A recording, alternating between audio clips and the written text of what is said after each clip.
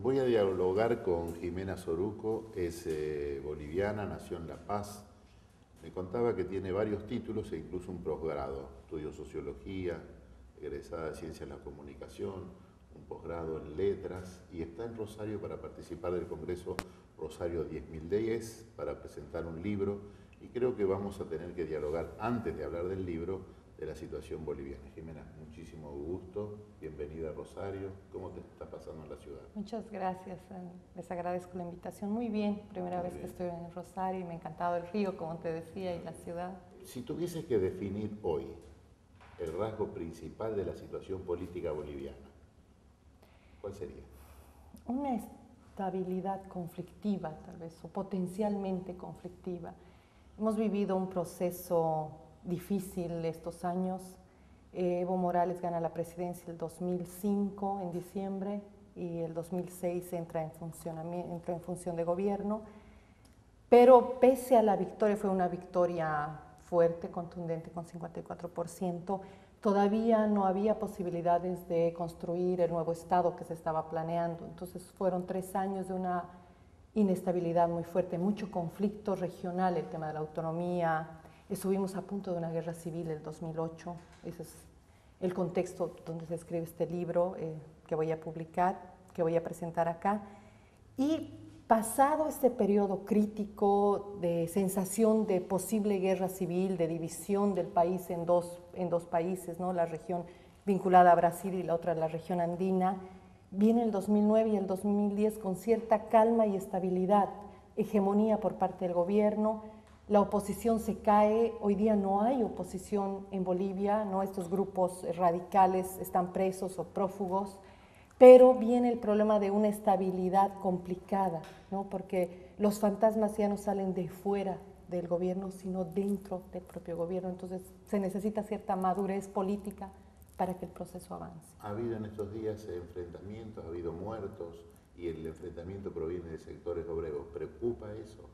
Es preocupante, no solamente, esta es la primera huelga de la Central Obrera Boliviana, que es el ente que aglutina los sectores sindicales, no indígenas, campesinos, sino sindicales urbanos, en estos 6 años. Es la primera vez que ha habido una ruptura, ahora están en negociaciones y parece que la huelga se supera, pero es un indicio de que no se ha conseguido totalmente la hegemonía, ¿no? De que todavía hay mucho trabajo pendiente, de que si bien ha habido un proceso político y un proyecto de transformación, los cambios todavía no aparecen en la vida cotidiana de la gente. Entonces, y en el marco de esta situación que estás describiendo, ¿qué papel juega el haber consagrado una nueva constitución? ¿Eso ya es la constitución definitiva para la liberación, para la independencia definitiva de Bolivia? Fue un proceso fundamental. La aprobación de la Constitución significa la posibilidad, sobre todo y antes de una demanda o de una política pública particular de un partido político, significó la posibilidad de paz social.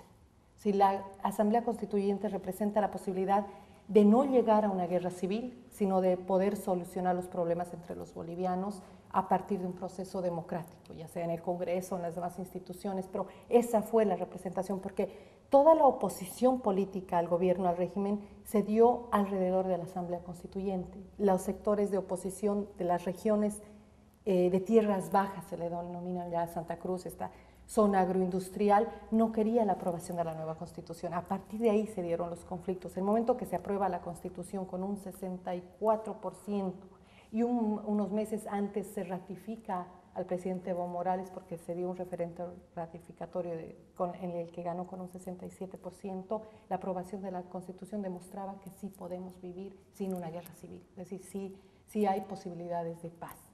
El otro aspecto fundamental de la Constitución es que se viabilizan los cambios políticos propuestos. Es una tarea larga, pero se ha empezado a trabajar la construcción de lo que se denomina en Bolivia un Estado plurinacional.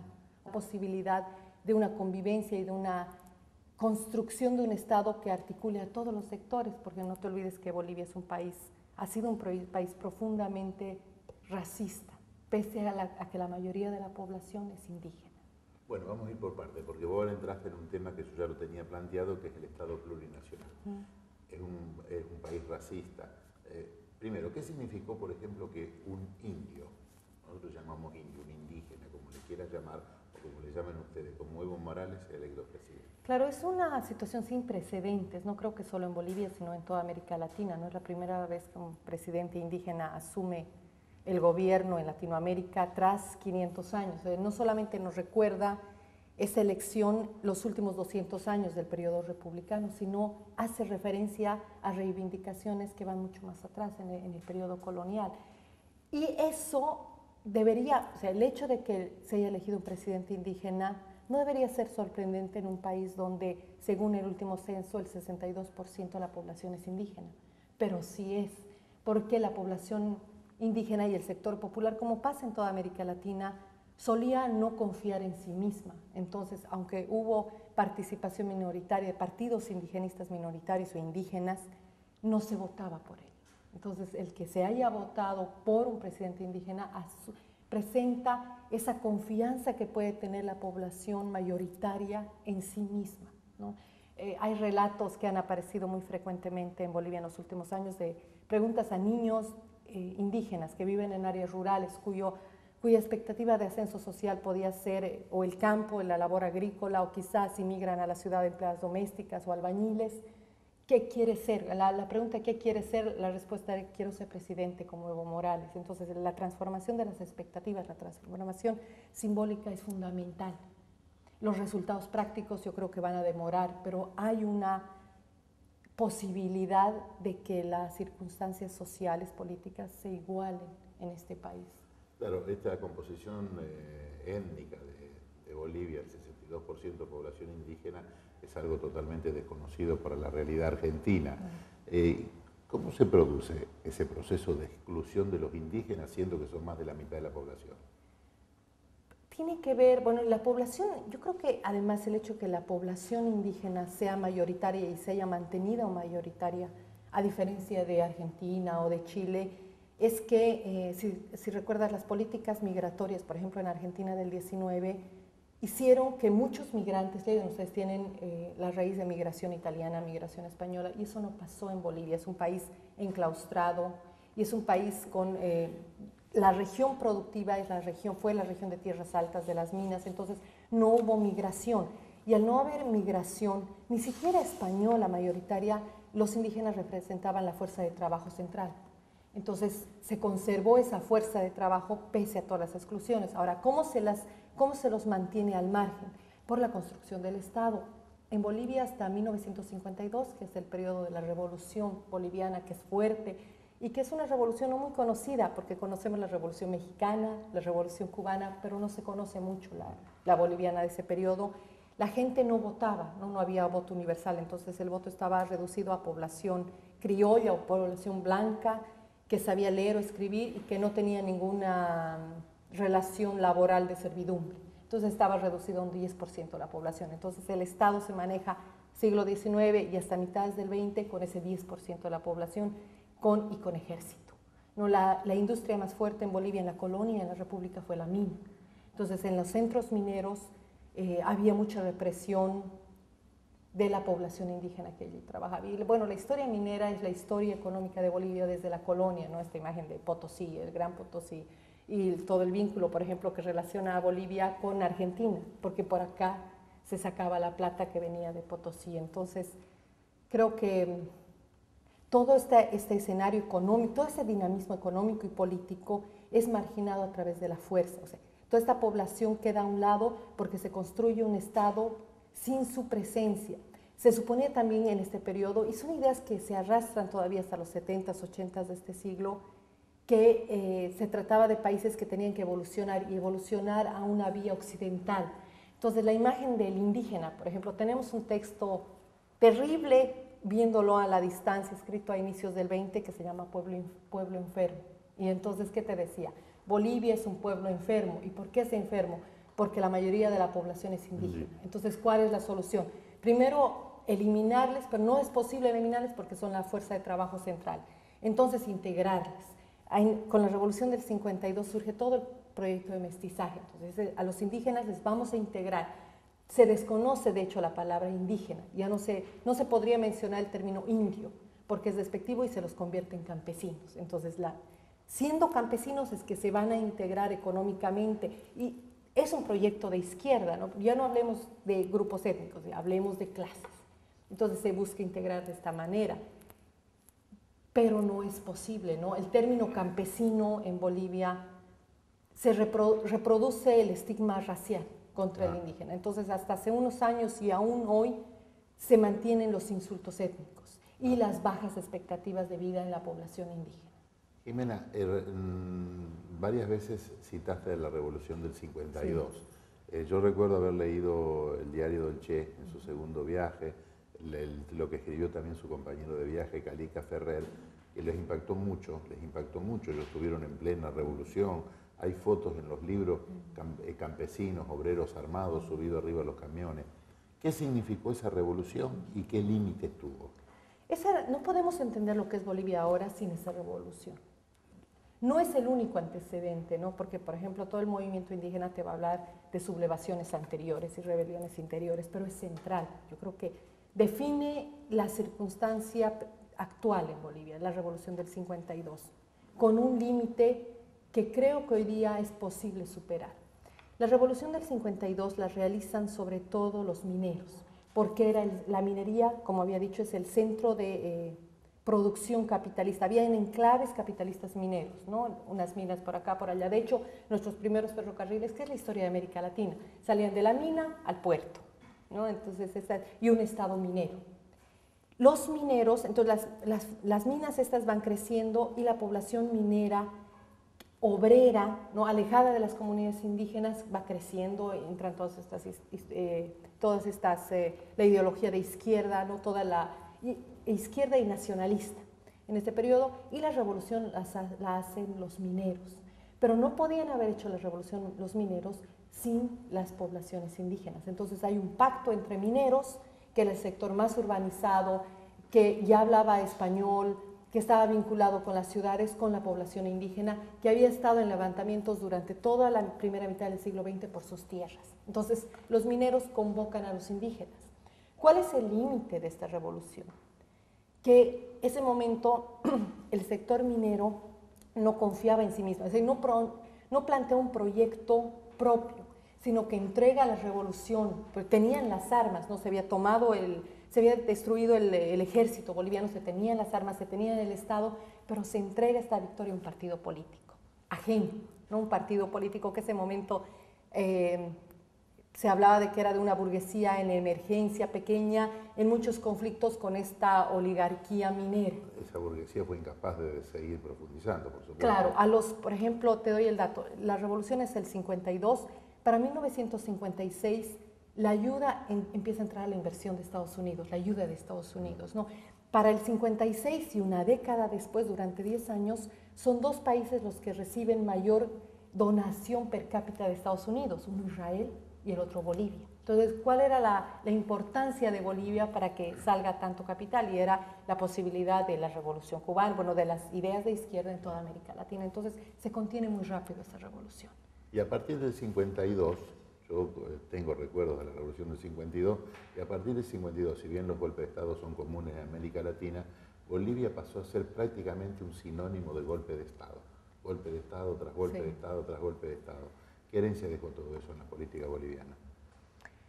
Muy dura, ¿no? Porque, ¿qué hizo la dictadura? Es decir, la revolución del 52 y el MNR todavía, este partido que maneja la revolución, que es un poco como el PRI en México, un partido que dura hasta ahora, aunque ahora ya en agonía, todavía tenía las políticas de, le llaman capitalismo de Estado, es decir, de nacionalización. Se nacionalizan las minas, se devuelven las tierras, hay una reforma agraria, se crean nuevas industrias estatales, y lo que hace la dictadura es convertir toda esa concentración de recursos, devolver lo público al ámbito privado. Entonces, una de las causas de la posible revolución civil que iba a haber ahora proviene de la dictadura. ¿Cuál es una de las medidas centrales que se hace? En la zona andina, la zona de tierras altas de población indígena concentrada, donde habían haciendas, la revolución del 52 devuelve las haciendas a los campesinos, o mejor dicho, los campesinos toman las tierras para sí mismos y luego el Estado ratifica esto mediante ley.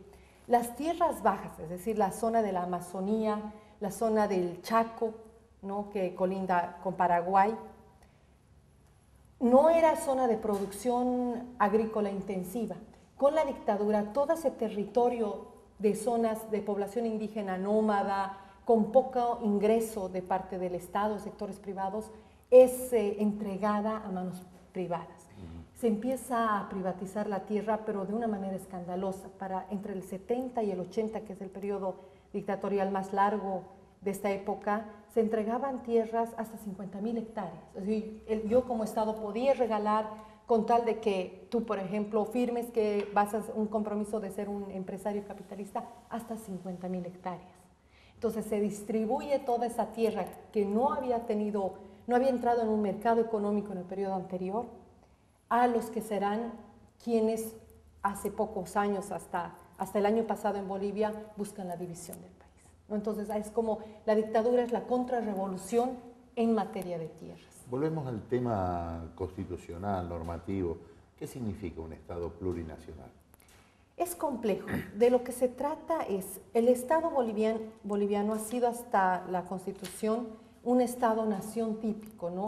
¿Cuál era la idea del Estado-nación?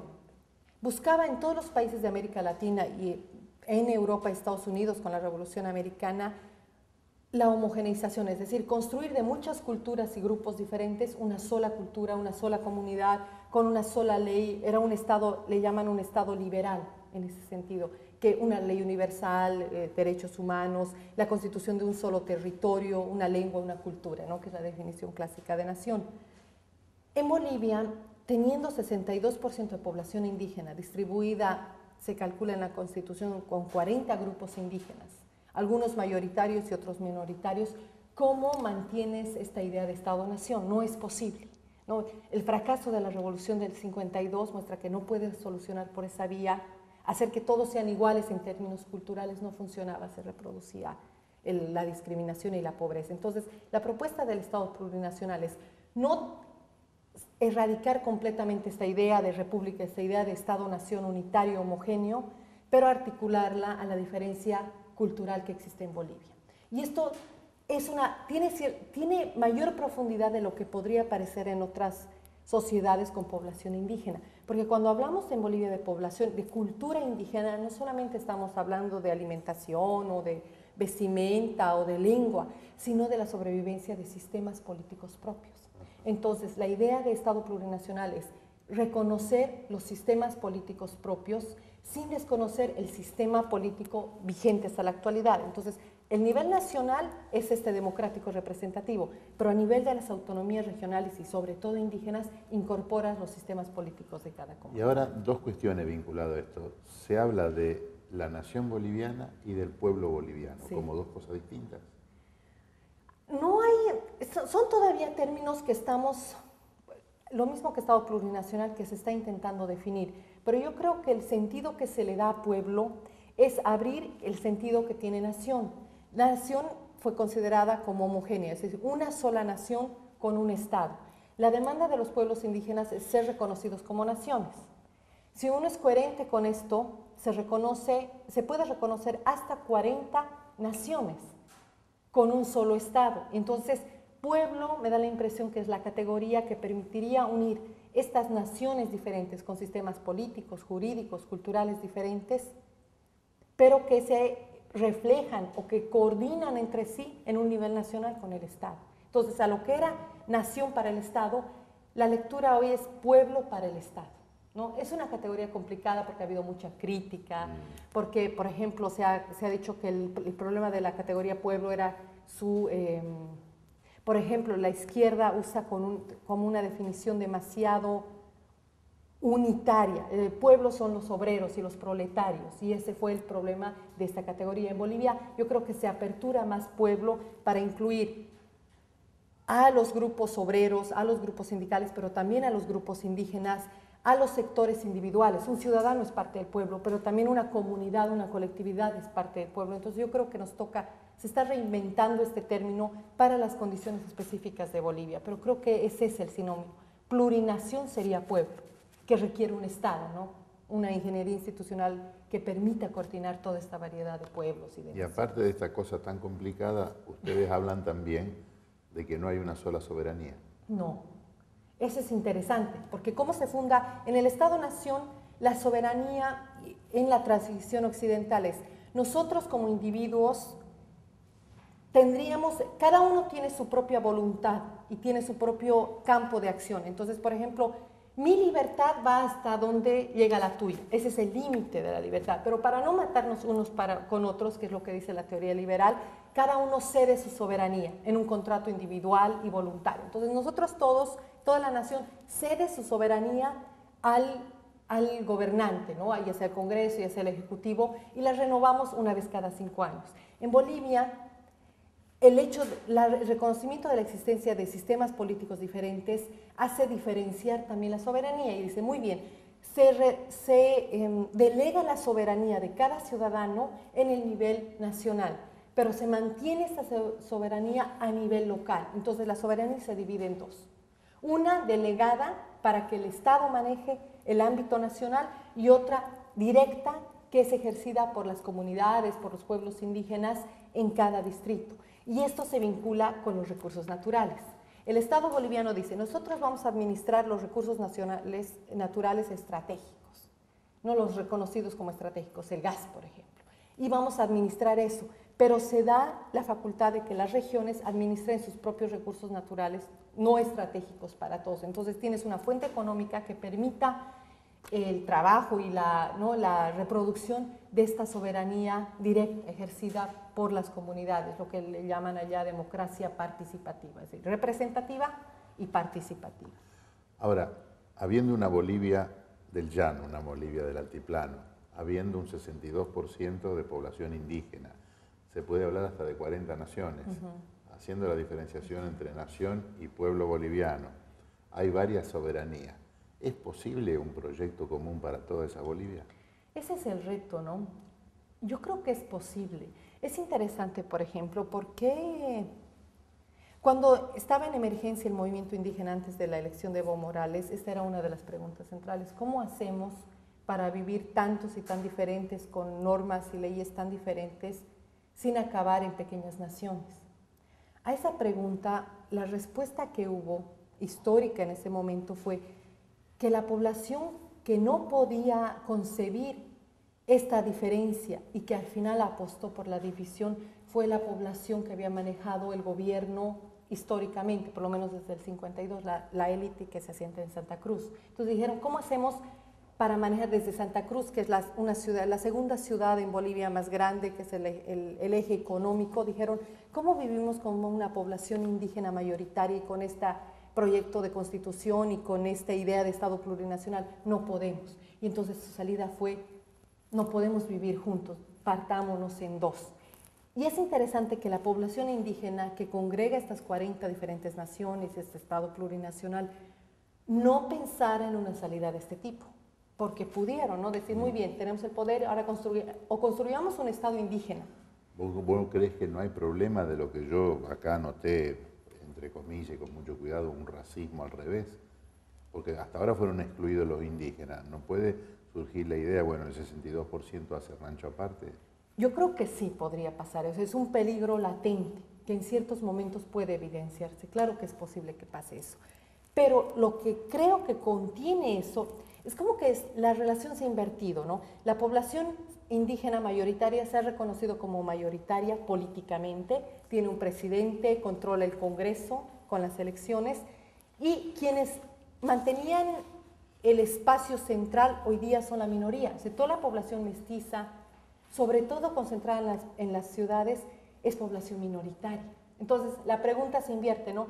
Si antes era cómo solucionábamos el problema de la población indígena en Bolivia, la pregunta central es ¿y qué hacemos con la población mestiza?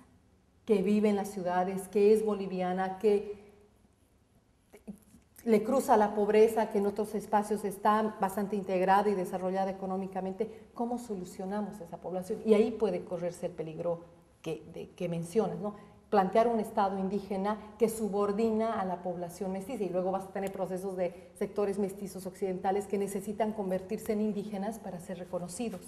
Pero eso no planteo, por eso es la idea del Estado plurinacional, que no es un Estado indígena, es decir, cómo convivimos todos en algo en común. Entonces, lo que al gobierno y a los intelectuales que están metidos ahí, a los dirigentes políticos, les limita esta inversión de racismo, es decir, es este 40% de la población no indígena que vive en las ciudades, cómo la interpelamos, cómo la articulamos. Y lo ha logrado. O sea, si tienes votaciones de más del 50% hasta el 64%, quiere decir que se está reconociendo la problemática mestiza en Bolivia. Ahora, la pena es, fíjate, toda la entrevista, y eso es una cosa, es un conflicto terrible en Bolivia. Yo he tenido que hablar de población indígena, de población mestiza, de los blancos, de los indios, que cruza el espectro político boliviano. ¿Cómo dejamos eso? ¿Cómo se deja esa diferenciación tan notoria aún hoy, ya sea un lado o el otro? El tema de las clases no funcionó, ¿no? Claro, porque yo te iba a hacer una pregunta, porque algunos de tus trabajos que leí citas a Marx. Digamos, toda esta pelea, toda esta lucha de las distintas étnicas, llano, montaña, etcétera, no elimina la lucha de clases en Bolivia. No, pero la hace más compleja, porque una es clase con adscripción étnica y con género, pero por lo menos, o sea, quienes son de una clase baja, no proletaria, sino campesinas, son indígenas. Y así tienes en la escala los grupos étnicos. Entonces, una se vincula a la otra y es un problema serio, porque no te reconoces en el sentido de igualdad, en un sentido de igualdad como puede reconocerse en otras naciones. Entonces, el conflicto étnico-racial es profundo en Bolivia. Y yo creo que va a haber un proceso necesario de afirmación de los sectores indígenas que puede llevar a la exclusión de sectores mestizos, pero esperemos que en el transcurso de estos 10 años se pueda generar un instrumento político que haga que esas diferencias vayan limándose, porque al otro lado no es que se rechaza la democracia representativa, porque ¿qué haces con la población no indígena, por ejemplo? Cuyo rasgo central es la ciudadanía, el voto individual. Tiene que respetarse la democracia representativa y sus sistemas. No se pueden rechazar, pero ¿cómo articulas a esta población mestiza hoy? Esa es la gran pregunta. No, esa es la gran pregunta. Esto me hace acordar a un chiste de una de las personalidades de Rosario, el negro Fontana Rosa, que una vez hizo humor y dijo, antes era mucho más fácil, los partidos de fútbol eran entre solteros y casados, cosa que ahora ya no, esa separación no existe. Ahora, antes era más fácil, uno leía Marx y decía, burgueses y proletarios. ¿Cómo es el socialismo en Bolivia? ¿Cómo se va a construir? Es un socialismo que tiene que responder al tema étnico, racial. No puede no pensar eso. No lo pensó en la revolución anterior, hace 50 años, y por eso el fracaso. Entonces yo creo que el aporte que puede hacer el proceso boliviano a América Latina es como, ¿dónde hay esta diversidad, ¿no? La población afro, poblaciones indígenas, diferentes niveles de migración, diferentes intensidades de migración. ¿Cómo piensas los problemas de acceso económico y de formación de clases con el tema étnico? Ese es el aporte fundamental de Bolivia. No es fácil, lo que te decía, las condiciones económicas de la gran mayoría de la población boliviana no han variado en estos años. La apuesta a un manejo, a una conducción estatal de la economía ha mostrado los fracasos años antes. No sé si hoy día es posible mantener esto. No se anula la inversión privada, sí, pero sí hay un énfasis en la inversión pública, cosa que también pasa en Ecuador, en Venezuela, en Argentina, en estos lugares.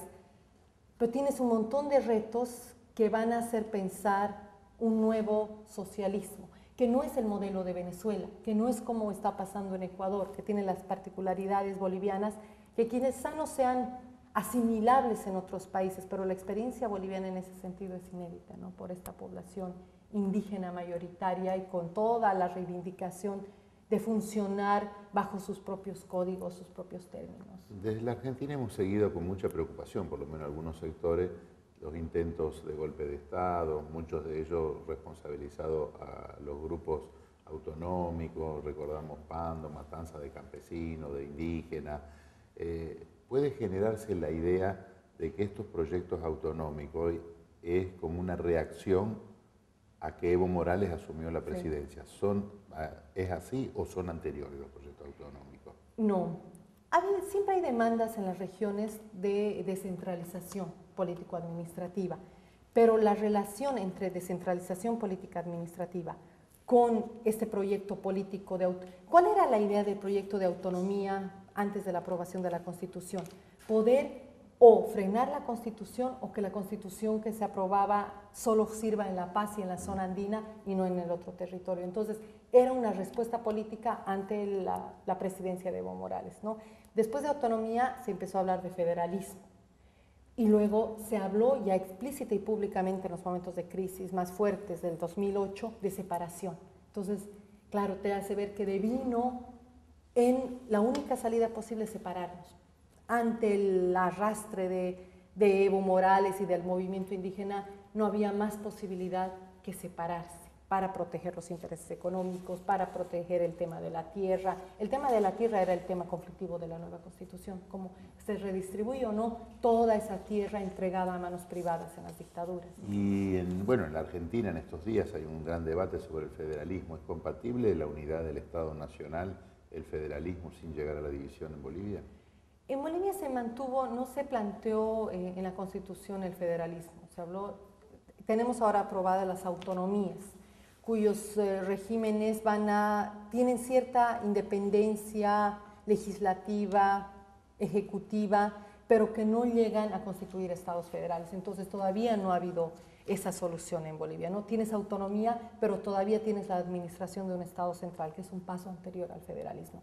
Yo creo que no se va a profundizar el problema regional, al menos no como lo hemos visto hasta ahora. Es increíble, pero la oposición boliviana que estuvo a punto de una guerra civil 2008 es hoy prácticamente inexistente. Es decir, ese camino de oposición ha sido frenado. Los líderes autonomistas que se vincularon con el separatismo o están fuera del país prófugos o están en la cárcel, como el prefecto de Pando. Exactamente. Bueno, después de esta larga introducción que hemos hecho, para mí muy interesante, sobre la actualidad boliviana, vamos ahora a tu libro, el que viniste a presentar al Congreso. Vamos a empezar del título. Yo siempre digo, cuando tengo el título, tengo el artículo, tengo el libro. ¿Por qué los varones de Oriente? Era un símil, bueno, es el estudio sobre las élites bolivianas después del 52, ¿no? Y era un símil, una analogía entre los varones del estaño, que fue el nombre con el que se conoció a este sector económico de inicios del 20 vinculado a la minería y el estaño. A un apellido, Patiño. Exacto, a un apellido, Patiño, ¿no? Que ni siquiera necesitaba ser presidente, sino claro, que tenía a sus presidentes ahí, con la élite formada en la zona del oriente, de Tierras Bajas, a partir del 52, ¿no? O sea, de la revolución del 52 y que está a punto de hacer la guerra civil en Bolivia. Dos preguntas. ¿Cómo comienza a conformarse este verdadero polo de poder y si ellos logran estructurar una base social y política de apoyo a los varones? Esta historia, que es un poco lo que se narra en el libro, es interesante por las implicaciones que tiene en el Cono Sur, no solamente en los países con Amazonía, sino, por ejemplo, también en Argentina, ¿no? En las zonas de agroindustria. Es una élite que se vincula a nuevos espacios de extracción de materias primas, ¿no? Te decía, hasta el 19 Bolivia es un país eminentemente minero. La minería se ejerce a altas alturas, ¿no? A elevadas alturas, entonces a más de 4.000 metros. Tienes la zona de tierras bajas donde prácticamente no hay extracción de materias primas hasta inicios del 20, donde se empieza a extraer un poco de goma. Este boom de la goma, del caucho para la fabricación de llantas, ¿no? Y todos los productos de caucho antes de la goma sintética afecta a Brasil, Perú, Ecuador, las zonas de Amazonía y después pasa, el boom pasa. Entonces esta zona es de pequeños hacendados y de población indígena y los procesos de industrialización hacen que se empiece a explotar más y más recursos de las zonas amazónicas y zonas de tierra baja en el cono sur en los 70s y en los 80s. Por ejemplo, la soja, que es tan central para ustedes. En Brasil se la exporta, ¿no? Productor importante. En Bolivia el nivel de participación en el mercado mundial no es tan importante, pero la soja es una actividad central en la zona de Santa Cruz, por ejemplo, o explotación de madera, de algunos minerales, sobre todo agroindustria, ¿no? Entonces tú ves cómo los sectores conservadores que antes estaban vinculados a ciclos de explotación de minerales, porque luego caen los minerales, se reconfiguran en nuevos territorios. Y en América Latina uno de estos territorios es la Amazonía o las tierras también de producción de agroindustria. Bueno, en la parte final te propongo un mini ping-pong, ¿no? ¿Es tan distinto el Oriente como que se puede pensar que ellos constituyen otra Bolivia? Y vinculado a esto, ¿son las élites de Oriente o es el pueblo de Oriente? Que va con la pregunta anterior, ¿no? El pueblo en el Oriente, la población indígena es minoritaria y no tiene tanta fuerza política al ser minoritaria ni tradición como en la zona de tierras altas, ¿no? Población quechua, aymara, mayoritaria. El dominio político de la zona, tampoco hubo mucha presencia del Estado, eso es interesante. En muchas zonas del oriente boliviano, en Pando, en las zonas más alejadas, la ley era la del hacendado, que podía ser alcalde, cuyo familiar era juez y policía. Entonces, la fuerza estaba manejada por este espacio privado de hacendados, con mucha identificación del resto de población mestiza. Entonces, esta población mestiza de áreas rurales y de áreas urbanas que apoyan las identidades regionales, ser cruceño, por ejemplo, ser tarijeño, se articuló a la élite. O sea, esta élite logró apoyo y por eso, por ejemplo, el prefecto de Santa Cruz sigue siendo parte de este grupo porque tiene apoyo político popular y apoyo popular. De la misma manera que hablábamos de lucha de clases en Bolivia, se puede hablar de luchas de regiones, porque acá se ve como que están peleando dos regiones. Y estas regiones, ¿por qué pelean? Por tomar el poder en todo Bolivia, por conservar el poder en su región, simplemente quedar como un feudo dentro de Bolivia. ¿Cuál es el objetivo final o se entrecruzan? El objetivo final, el momento que gana Evo Morales y que se dan cuenta de esto, es ya no ganar el Estado, pero por lo menos mantener ciertos espacios de poder. Porque en anteriores gestiones siempre tenía el ministerio, sobre todo el Ministerio de Desarrollo Agrícola, de inversión en el área agroindustrial. Entonces era mantener estos espacios. No se puede, entonces se retrocede a mantener la autonomía en los territorios donde tienen apoyo popular y por eso ganan las elecciones. Hoy día ese apoyo popular se ha diluido, ¿no? Porque el apoyo popular de la gente en esta zona, yo creo que la gente en el oriente no pensó seriamente en la separación, sino en la demanda de mayor descentralización administrativa, porque hay trámites que no puedes hacer en Santa Cruz, tienes que hacerlo. ¿No quiere tomar el poder en Bolivia? La población popular, estas élites ya no pueden, se han desarmado completamente, digo, están presos o en fuga. Los dirigentes que han quedado mantienen la prefectura en Santa Cruz y en Beni, entonces están en retroceso. Y el sector popular ha desconocido a estos sectores que hoy día están presos o en fuga. ¿Vos crees que estos sectores ya no son más peligrosos? No por ahora. Yo creo que lo que va a pasar es una renovación política en las zonas del oriente y esperemos que sea una renovación más democrática, de oposición, pero más democrática. Una pregunta final que tiene que ver con tu libro, porque vos lo que hablas en realidad es un estudio de las élites en la Argentina, para hacer algo muy, digamos, gráfico, a lo mejor muy simple, y seguramente para discutirlo, polémico. Uno piensa en la élite en la Argentina y piensa en el Jockey Club de Buenos Aires y en la Sociedad Rural de Buenos Aires. Claro, pero para entrar a la Sociedad Rural de Buenos Aires o al Jockey Club de Buenos Aires hay que tener determinados atributos. Esa élite de Santa Cruz, o esos varones de Oriente, ¿están cerrados o permiten que se vaya ampliando la élite, sea más grande, los nuevos ricos pueden entrar, o eso es una élite que tiene rasgos y que no permite que todo el mundo llegue a ella? Sí, y se radicalizó la exclusividad del grupo en los últimos años. Entonces empezaron a haber, por ejemplo, estatutos de este tipo de organizaciones donde hoy día tienen juicios, ya no es posible hablar en los medios de comunicación con la radicalidad con la que se hablaba.